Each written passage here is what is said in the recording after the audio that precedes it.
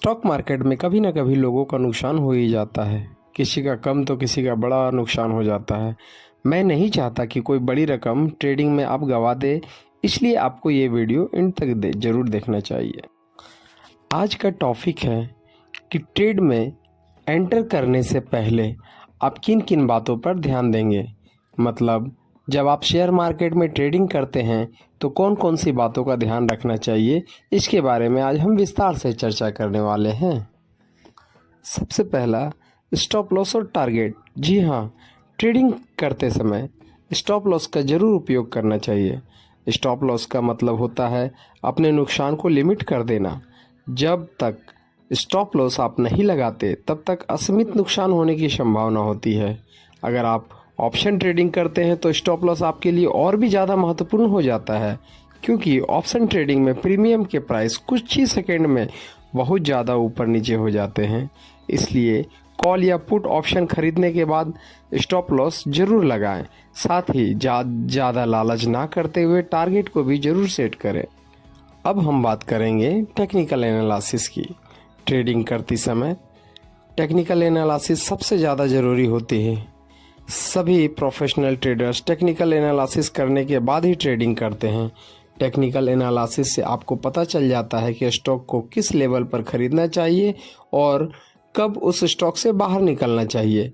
इसके अलावा technical analysis हमें यह भी बताता है कि मार्केट का ट्रेंड क्या है, प्राइस कब ऊपर जाएगा, कब नीचे, सपोर्ट और रेजिस्टेंस क्या है।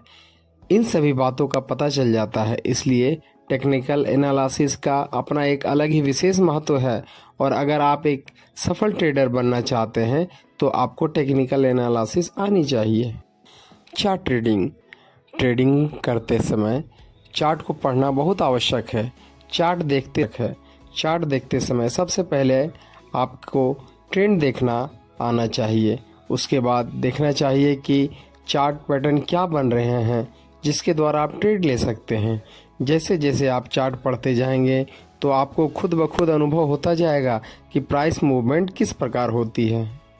अब हम बात करेंगे चार्ट पर इंडिकेटर लगाने की।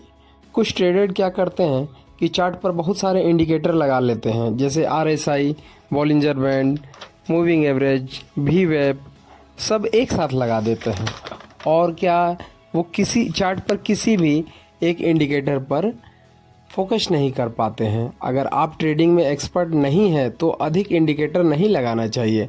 इसलिए जितना हो सके किसी एक इंडिकेटर में मास्टरी हासिल करें और उसी के द्वारा ट्रेड करें, यह ज़्यादा लाभदायक होगा। ट्रेडिंग करते समय वॉल्यूम देखना बहुत ज़रूरी है। वॉल्यूम आपको बताता है कि कितने खरीदार या विक्रेता उस ट्रेड को लेने के लिए उत्साहित है।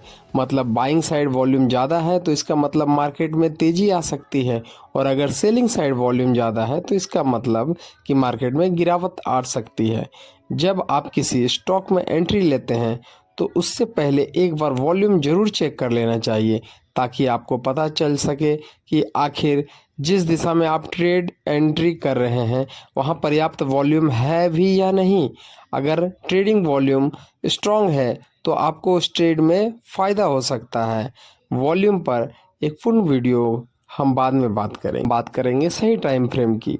ट्रेडिंग करते समय सही टाइम फ्रेम चुनना बहुत इम्पोर्टेंट है। अगर आप इंट्राडे ट्रेडर हैं तो चार्ट पर 5 मिनट टाइम फ्रेम का चार्ट देख सकते हैं। अगर 5 मिनट वाले चार्ट पर अच्छी ट्रेड नहीं मिलती है तो 15 मिनट का टाइम फ्रेम भी आप लगा सकते हैं। स्विंग ट्रेडिंग में एक दिन का चार्ट देखना सबसे बेस्ट होता है। अब सपोर्ट एंड रेजिस्टेंस का पता करें।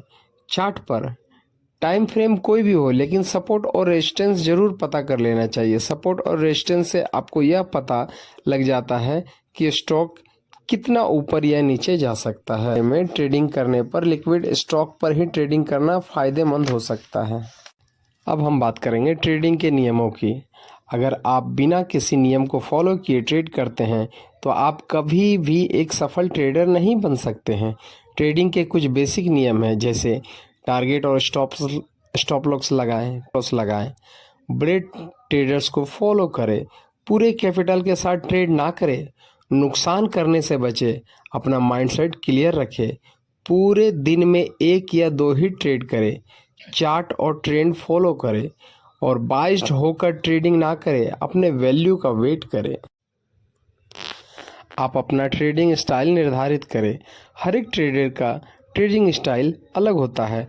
कुछ लोग इंडिकेटर के साथ ट्रेड करने से ज़्यादा प्रॉफिट कमाते हैं, तो कुछ लोग सपोर्ट और रेजिस्टेंस के साथ ट्रेड करने से अधिक प्रॉफिट करते हैं। वहीं कुछ ट्रेडर केवल प्राइस एक्शन देखकर ही ट्रेड करते हैं, उन्हें चार्ट से कोई मतलब नहीं होता है।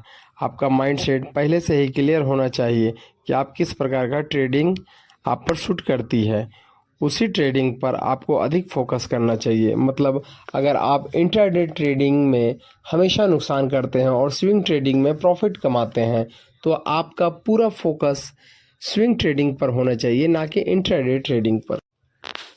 ट्रेडिंग साइकोलॉजी पर कंट्रोल करें। ज़्यादातर ट्रेडर्स के साइकोलॉजी सही ना होने के कारण ही ट्रेडिंग में नुकसान करते हैं। ट्रेडिंग साइकोलॉजी में सिर्फ दो ही चीज़ होती है, एक डर और दूसरा लालच। आपको जितना प्रॉफिट हो उसे बुक कर लेना चाहिए, चाहे कम ही क्यों ना हो।